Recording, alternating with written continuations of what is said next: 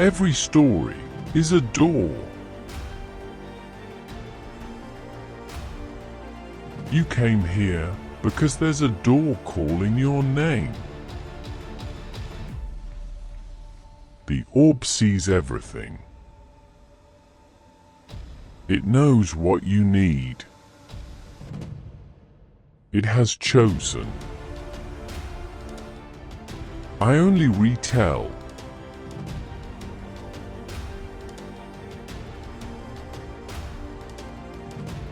Real or fiction? I won't say. You only need to find meaning for yourself. Listen.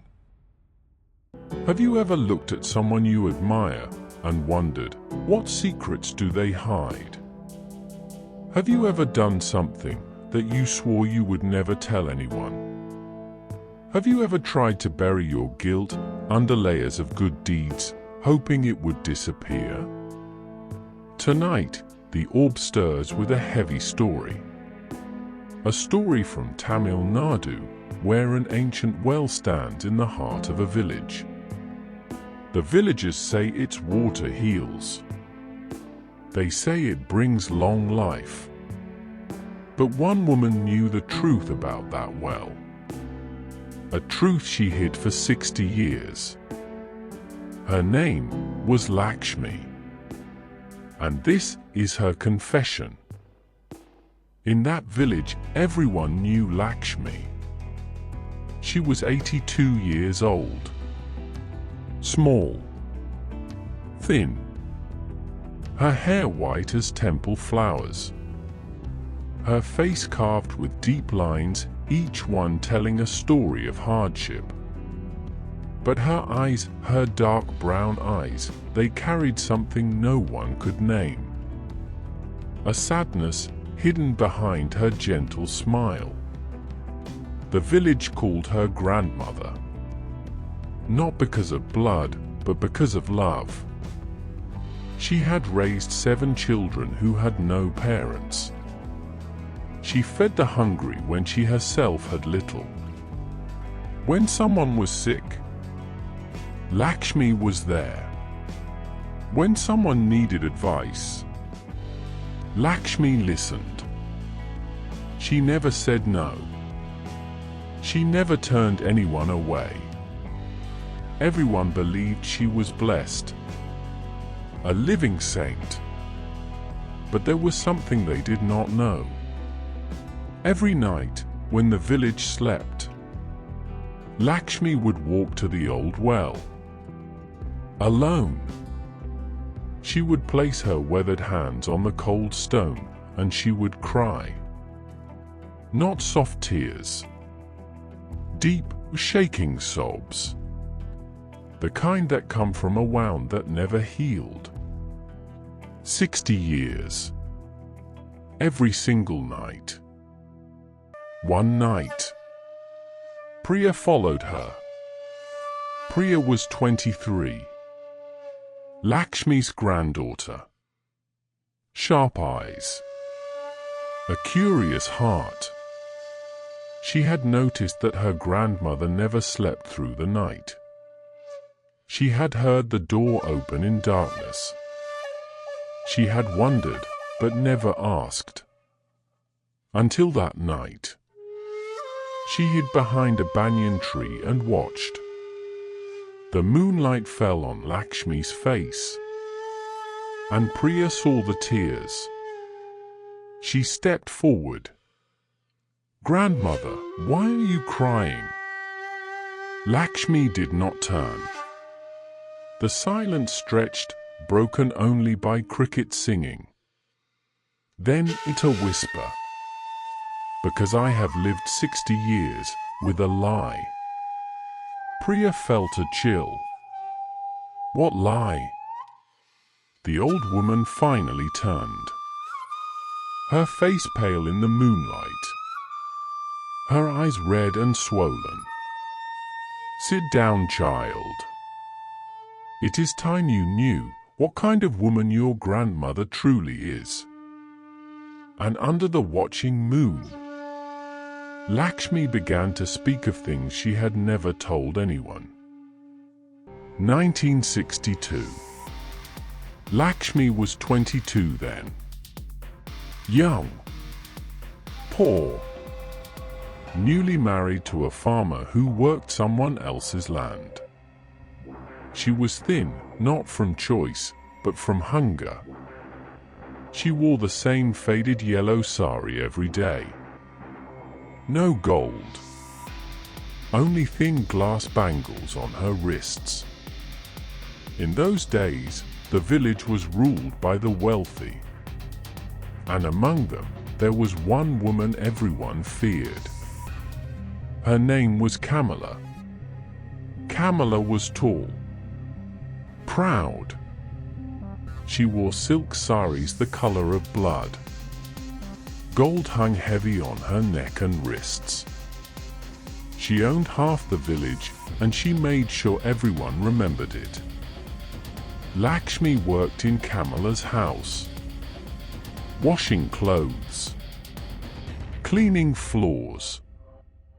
Invisible. But Kamala saw her. And Kamala enjoyed cruelty.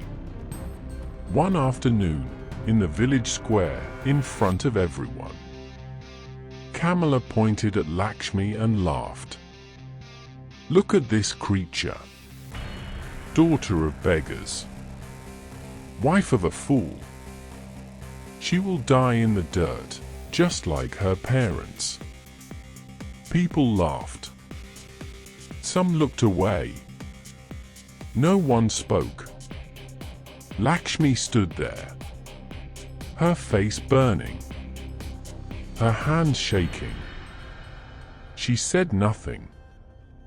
But inside, something cracked, and something dark seeped in. From that day, hatred grew in her heart. Slowly, quietly, like poison spreading through water. It happened on a Tuesday. Lakshmi remembered every detail. The color of the sky, the smell of dust, the way the bird suddenly went silent. Kamala had sent for her. "Fetch water from the well. Be quick." Lakshmi walked to the old well and stopped. Kamala was already there, standing at the edge, her back turned, looking down into the darkness below. And Lakshmi just stood there, watching. She looked at the woman who had humiliated her, who had called her worthless, who had made her feel like nothing. A thought came, quiet as a whisper. One push, and it would all be over. Lakshmi did not push. Her hand stayed at her sides. But then she noticed something. The stone beneath Kamala's feet, it was cracked, crumbling, about to give way. Lakshmi saw it. She understood what was about to happen. And she did nothing. No warning. No cry. No reaching hand. She simply watched. The stone broke. Kamala's arms reached for air. A scream, short and sharp, and then silence.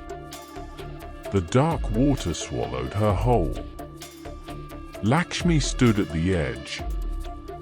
She could have called for help. She could have tried to save her. She did nothing. She turned and walked away. They found Kamala's body the next morning. Everyone called it an accident. The old well. The loose stones. A tragedy. No one suspected Lakshmi. Why would they? She was just a poor girl. Invisible. But Lakshmi knew. She had not killed Kamala, but she had let her die. And from that day, guilt became her shadow. It followed her everywhere. It whispered to her in the dark. It sat beside her at every meal. So she made a choice. She would spend her life paying for what she had done. She took in orphans, fed the hungry, cared for the sick. Year after year, decade after decade, the village called her a saint. But Lakshmi knew the truth. Every kind act was not kindness. It was guilt wearing a mask. And still, the guilt remained. Unchanged. Heavy as the first day. Because good deeds cannot erase what you refuse to face. Then came the moment she had feared for 60 years.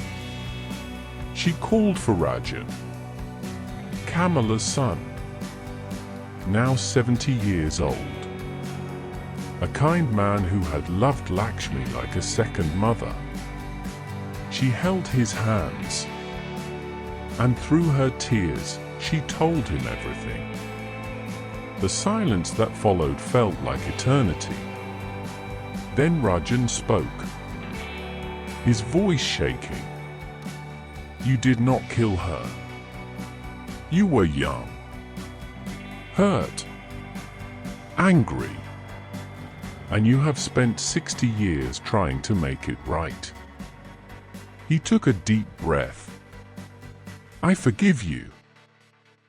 3 days later, Lakshmi closed her eyes for the last time.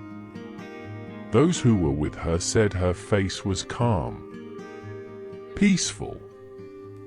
For the first time in 60 years, she had finally let go. Now I ask you, what is your well? What secret have you buried so deep that you have built your whole life around hiding it? Maybe you didn't hurt anyone. Maybe your guilt is small. Maybe it is large. It doesn't matter. What matters is that you are still carrying it. Lakshmi spent 60 years doing good, hoping kindness would wash away guilt. It did not. Because guilt does not respond to good deeds. Guilt responds only to truth. You do not need to wait 60 years. You do not need to wait another day. Speak your truth. Face your well. And let yourself be free. The orb grows dim now. This story is told. But yours is still being written. What will you do with the next page?